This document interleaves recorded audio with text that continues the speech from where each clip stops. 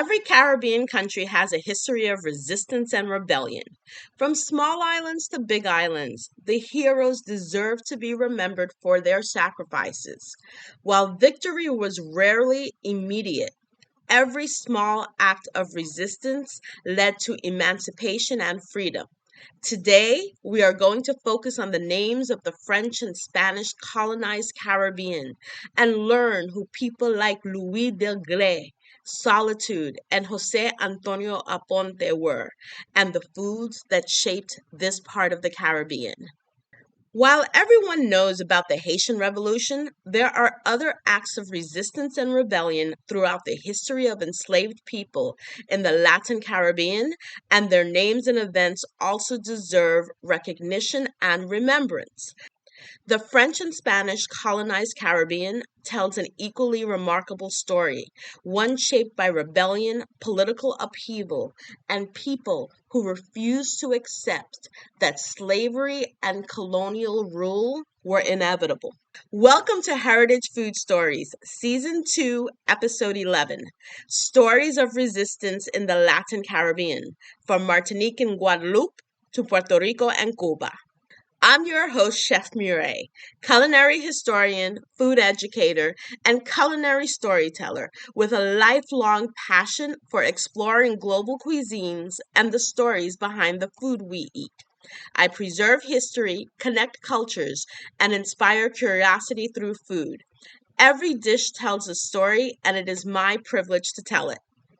Quick reminder before we dive in. This is a history podcast and a food podcast, and I want you to use it like one. Every single episode comes with recipes linked in the description.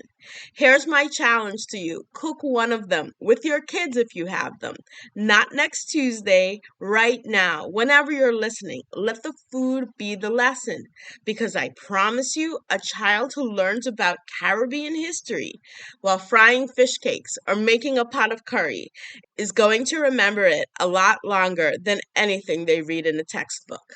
Recipes are in the caption. Tag me at Chef Murray when you make something. I genuinely want to see it. And don't forget to please like, share, and subscribe, and join the conversation in the comments. It helps more people find this important history that deserves to be retold. From Guadeloupe and Martinique to Cuba and Puerto Rico, resistance to slavery and colonial rule took many forms in the Latin Caribbean. Enslaved people rebelled, escaped, built independent communities, and fought to protect freedoms that colonial governments repeatedly tried to take away. Some rebelled in smaller, less significant, but just as important ways. Discover the remarkable people and movements that challenged European power and the food traditions that continue to preserve their legacy today. If you've been following the recent episodes on resistance in the Caribbean, you already know that resistance to slavery was never confined to one island or one colonial power. In our previous articles, we explored the courageous acts of resistance in the British and Dutch Caribbean, where enslaved Africans escaped into mountainous interiors, built independent maroon communities, and organized revolts that challenged the plantation system. But before we get to the maroon communities of French Guyana and Côte Noire in the French Caribbean, the Spanish colonial era is full of heroes who refuse to accept the status quo. The history of rebellion and resistance started from the very beginning. Just 29 years after Columbus first landed on Hispaniola, enslaved Africans launched what historians consider the first major slave rebellion anywhere in the Americas.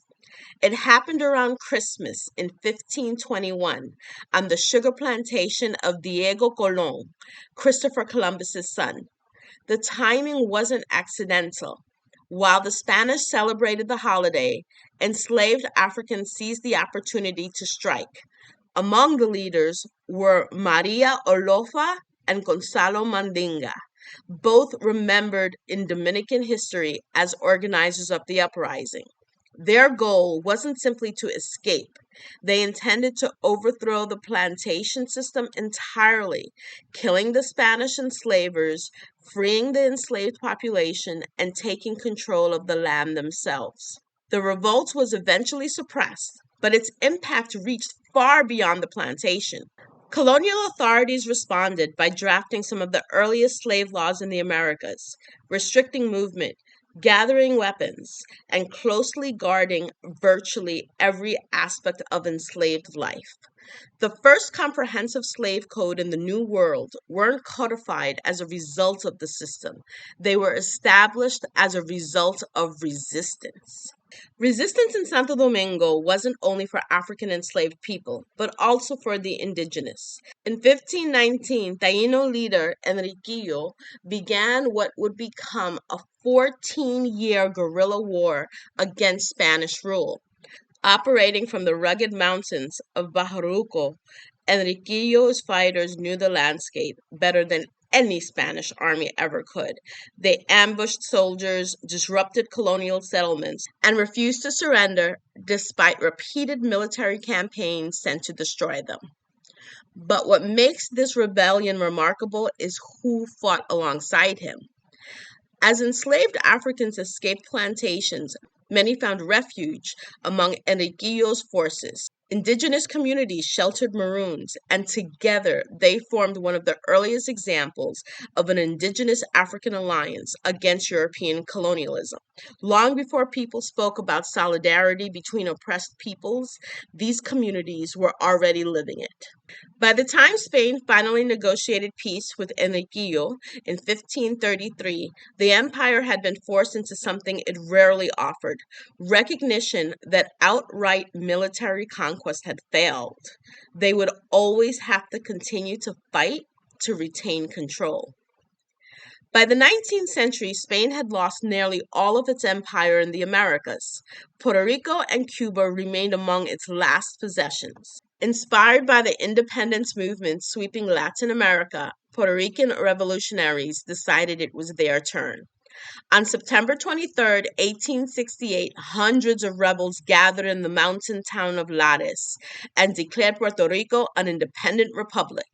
The uprising became known as El Grito de Lares, the Cry of Lares. Led by Ramón Emeterio Betances and Segundo Ruiz Belvis, two outspoken abolitionists, the movement wasn't simply about replacing one government with another. It was about ending Spanish colonial rule and abolishing slavery. The rebels seized the town, raised the revolutionary flag for the first time, and proclaimed freedom. Spanish troops quickly crushed the uprising before it could spread across the island. Militarily, it failed. Politically, it became the defining symbol of Puerto Rican resistance. Even today, El Grito de Lares is remembered not because it won independence, but because it declared publicly and unmistakably that Puerto Ricans had the right to govern themselves. Sometimes history remembers victories. Sometimes it remembers courage. If Haiti became the symbol of successful revolution, Cuba became the symbol of relentless resistance. For more than a century, rebellion erupted across the island in waves, some organized by free Black communities, others by enslaved workers on plantations, many joining the struggle against both slavery and Spanish colonial rule. One of the earliest major attempts came in 1812 under the leadership of José Antonio Aponte, a free Black carpenter, militia veteran, and respected community leader. Aponte organized one of the largest coordinated insurrections in Cuban history. His network stretched across multiple towns, bringing together free people of color and enslaved Africans in a plan to overthrow slavery and Spanish rule simultaneously. The plan was uncovered before it could succeed. Aponte was executed and his head displayed publicly as a warning to anyone else considering rebellion. It had the opposite effect. Resistance only intensified. In 1825, thousands of enslaved Africans across the plantations of Matanzas province revolted in what became one of Cuba's largest rural slave uprisings. Many participants were African-born, bringing military traditions and organizational experience from the societies they had been violently taken from. Then in 1843, another rebellion spread on the Triunvirato sugar plantation. One of its most celebrated leaders was Carlota, an enslaved Lucumí woman, remembered for organizing fellow workers and carrying news of the revolt from plantation to plantation. Although she was killed during the fighting, Carlota became one of Cuba's enduring symbols of resistance, so much so that independent Cuba later named its military mission supporting Angola's liberation struggle Operation Carlota in her honor. The following year came one of the darkest chapters in colonial Cuba. Spanish authorities claimed to uncover a massive plot involving free and enslaved Black Cubans. Whether every accusation was true mattered little. The government's response became known as La Escalera, the ladder. Suspects were tied to ladders while being whipped and tortured into giving confessions or naming others. Hundreds were executed, imprisoned, or exiled. Thousands more lived under suspicion. The campaign was meant to destroy resistance. Instead, it revealed how deeply Spanish authorities feared the possibility of another Haiti. But resistance wasn't confined to dramatic uprisings. Every single day, enslaved Cubans resisted in quieter ways. They slowed production, they sabotaged tools, they preserved African languages and religions despite official bans. Thousands escaped into the mountains, establishing palenques, independent maroon communities beyond colonial control.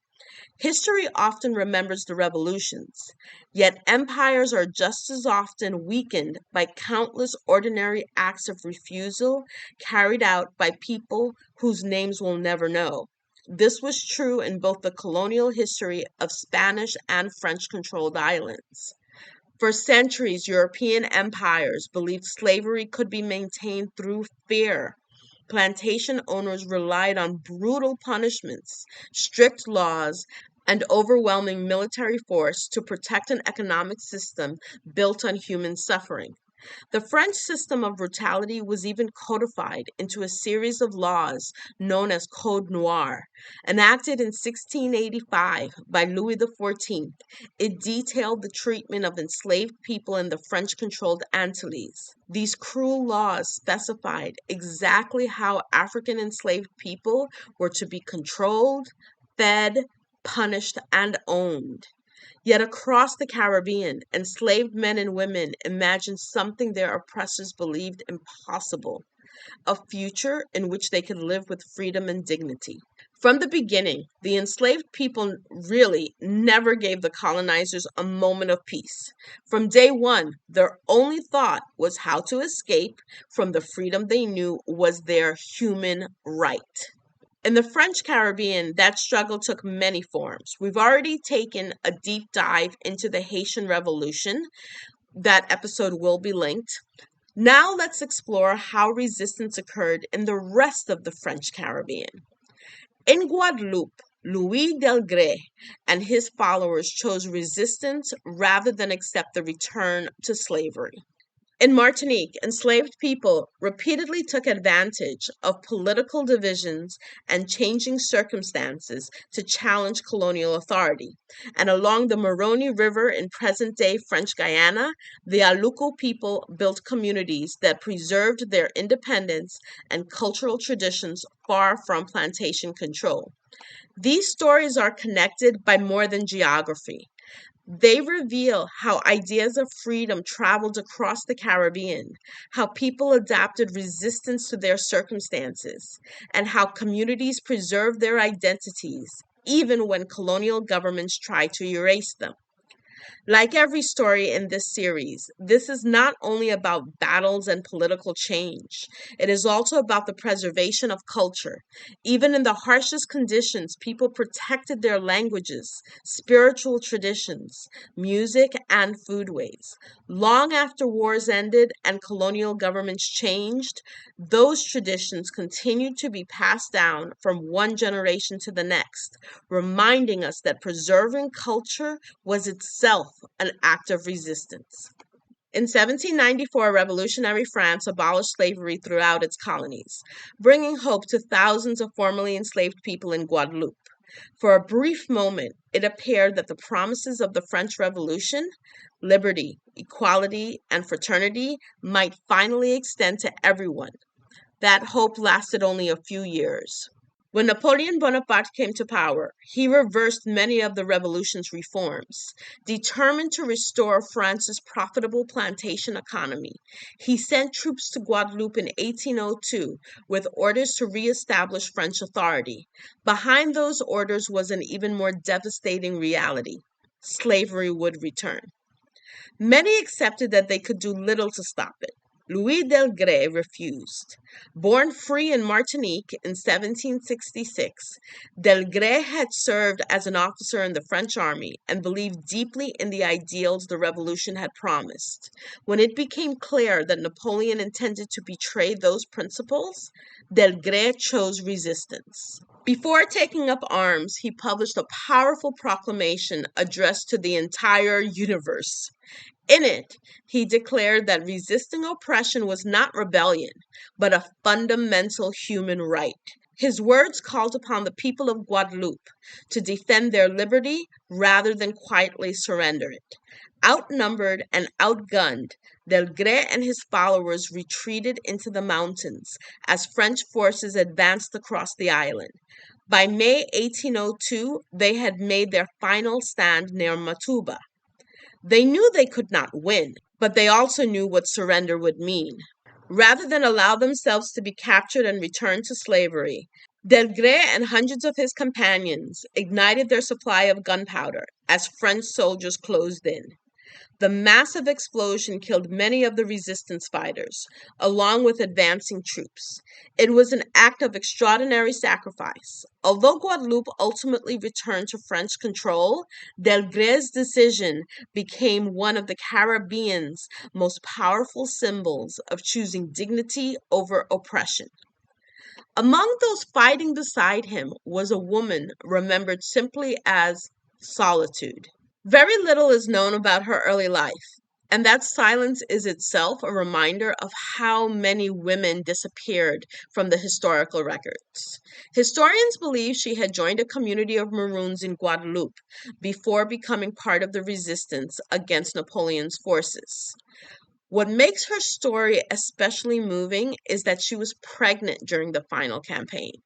Even while expecting a child, Solitude continued fighting alongside the resistance.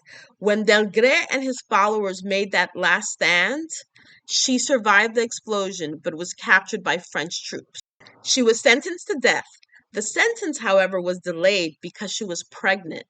Colonial law required that her child be born before the execution could take place. The day after giving birth, Solitude was executed. She was only about 30 years old. For generations, her story remained largely unknown outside Guadeloupe. It wasn't until the 20th century that historians, writers, and community leaders began restoring her place in Caribbean history. Today, statues and memorials honor her courage, ensuring that this woman, who was nearly forgotten, is remembered as one of its greatest heroines. The sacrifice of Louis Delgrès and Solitude could not prevent slavery from being restored in Guadeloupe. Yet their example became part of a much larger Caribbean story, and it is this: the refusal to surrender freedom once it had been experienced. The struggle against colonial rule did not remain confined to individual islands. Long before newspapers reached every corner of the Caribbean, news traveled by merchant ships, fishing boats, military vessels, and the people who moved between islands. Sailors carried stories from one port to another. Refugees shared first-hand accounts of political upheaval. Dock workers and travelers exchanged news about rebellions, changing governments, and resistance movements. With every retelling, the possibility of change seemed a little more real. Colonial governments understood the danger immediately. They tightened security, increased military patrols, and watched their enslaved populations with growing suspicion. But ideas are far more difficult to contain than people. Across the Caribbean, resistance continued to take different forms, shaped by local conditions and the people willing to challenge colonial authority. Martinique's story reminds us that resistance was rarely a single event. Instead, it unfolded over generations. During the turmoil of the French Revolution in the early 1790s, enslaved people took advantage of political divisions among colonial authorities to organize revolts across parts of the island. Although these uprisings were eventually suppressed, they demonstrated that the desire for liberty remained strong despite harsh reprisals. Decades later, in 1822, another conspiracy sought to challenge the colonial system. Once again, authorities responded with arrests and executions, believing they had restored order. They had not. By 1848, tensions reached a breaking point. When an enslaved man named Romain was arrested, protests spread rapidly throughout the island. As unrest grew, the colonial governor realized that delaying emancipation risked a full-scale revolution. Rather than wait for official instructions from Paris, he proclaimed the abolition of slavery on May 23, 1848, 2 days before France's decree arrived. It was yet another reminder that emancipation often came because ordinary people forced governments to act. Not every act of resistance took the form of open rebellion. Along the Moroni River, the Aluku people, descendants of the Boni Maroons we encountered in the previous episode on the resistance in the Dutch Caribbean, established communities that remained independent for generations. After escaping slavery in Suriname, they settled in what is now French Guyana, preserving African traditions while adapting to life in the rainforest. Their villages became living symbols of survival. Rather than seeking permission to exist, they created communities on their own terms, protecting their culture, language, and the way of life, despite constant pressure from colonial authorities. Their story reminds us that resistance was not always measured by battles won. Sometimes it was measured by traditions preserved, families protected, and communities that refused to disappear. By the middle of the 19th century, one lesson had become impossible for colonial governments to ignore. Every uprising, whether successful or not, revealed the limits of colonial power. Every escaped community proved that another way of life was possible. Every act of courage became part of a larger story that stretched across the Caribbean. The resistance of Louis Delgrès and Solitude in Guadeloupe, the repeated uprisings in Martinique, José Antonio Aponte in Cuba, and the enduring maroon communities of French Guyana all tell different versions of the same story. The circumstances were different, the goals were not always identical. Some fought openly with weapons, others escaped into forests and mountains. Others protected their communities and traditions outside the reach of colonial authorities. But all challenged the idea that colonial rule and slavery were permanent. Together, these stories reveal a simple truth. While empires controlled territory, they could never completely control the human desire for dignity, justice, and self-determination. Every story we've explored in the last few episodes on resistance in the Caribbean ultimately leads to the same place, around the table. Long after battles ended and colonial governments changed, families continued preserving their history through food. Recipes were passed from parents to children. Neighbors shared cooking techniques, and ingredients that had crossed the Atlantic centuries earlier became part of the Caribbean's identity. In many ways, the kitchen became another place where culture endured. Food here reflects centuries of movement, adaptation, and resilience.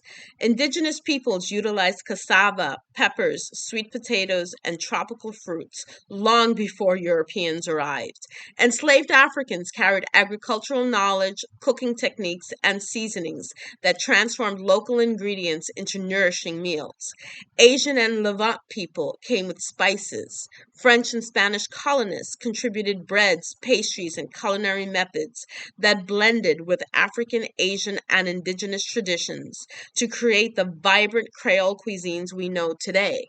The result is a cuisine that tells the same story as the region itself, one of many ethnicities meeting under difficult circumstances and creating something entirely new.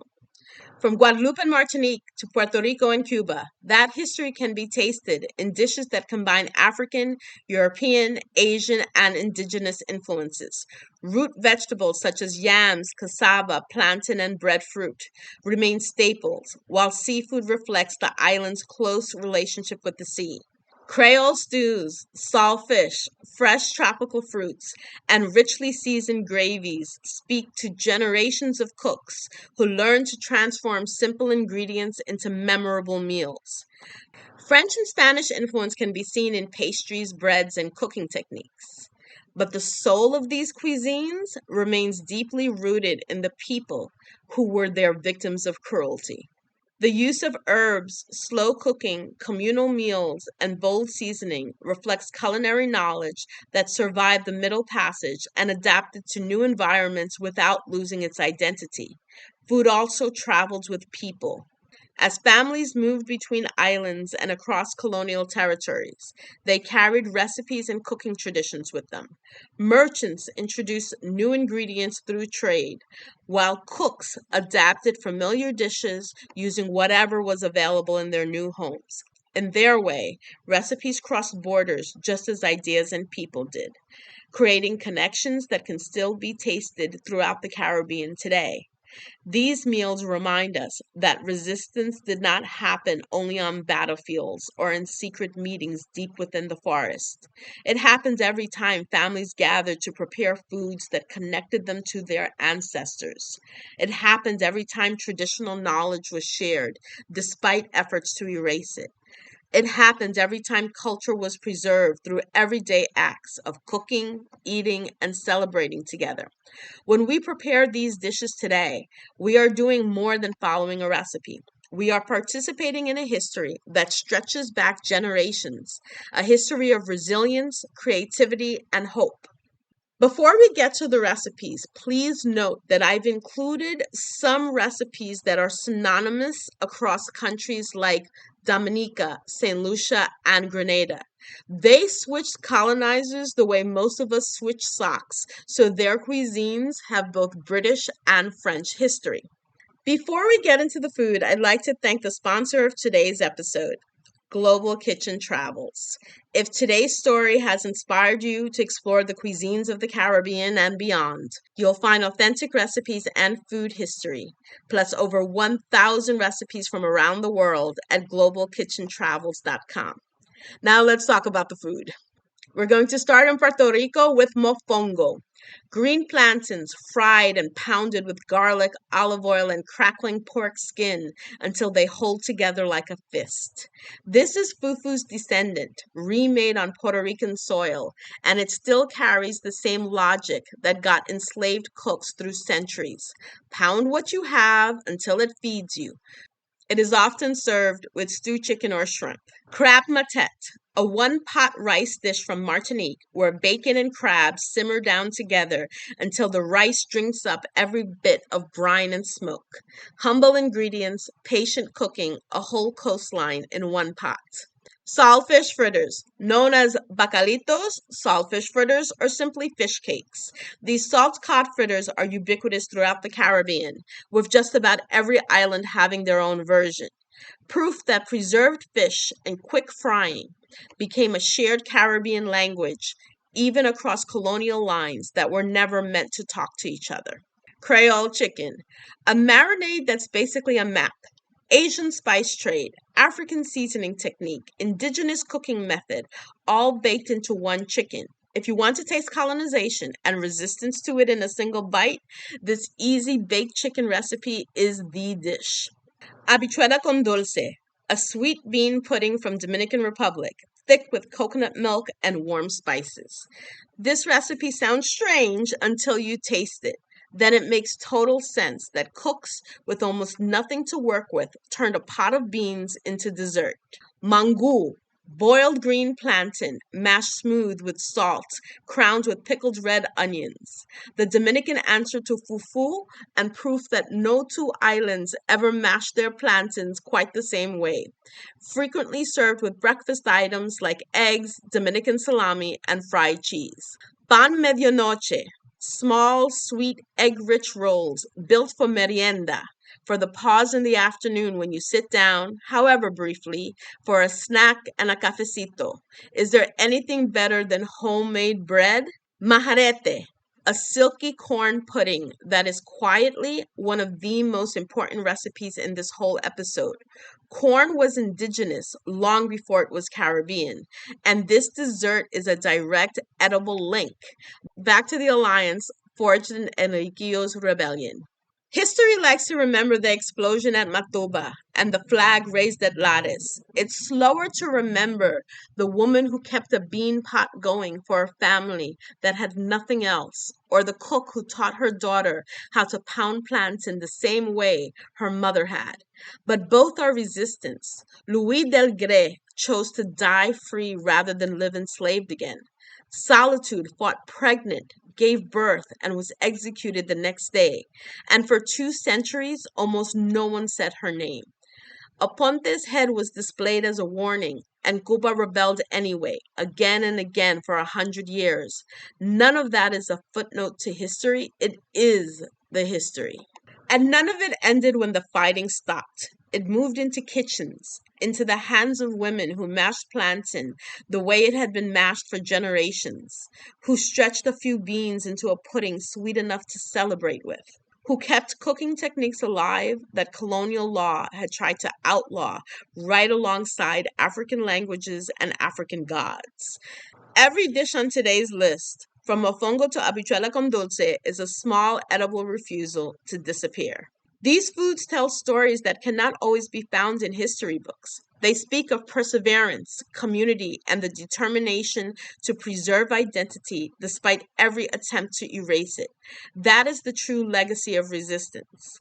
That's what I want you to sit with the next time you eat one of these dishes or cook one of these dishes. You're not just eating dinner. You're eating the same defiance that Delgrès and Solitude and Aponte died for, just served differently. Cook one of these recipes this week with your kids and tell them why it matters. That's how this history survives another generation, not just in books, but at the table, the way it always has. That's what this podcast is really about. Preserving history, connecting cultures, and inspiring curiosity through food. Food isn't just what fed the body, it's what preserved the memory, and it's still telling the story if we're willing to listen. Thanks for listening today. Remember, recipes are more than instructions. They're stories shaped by history, culture, and people. You'll find the full article, recipes, and resources in the show notes. I'm Chef Mireille, and I'll meet you in the next episode.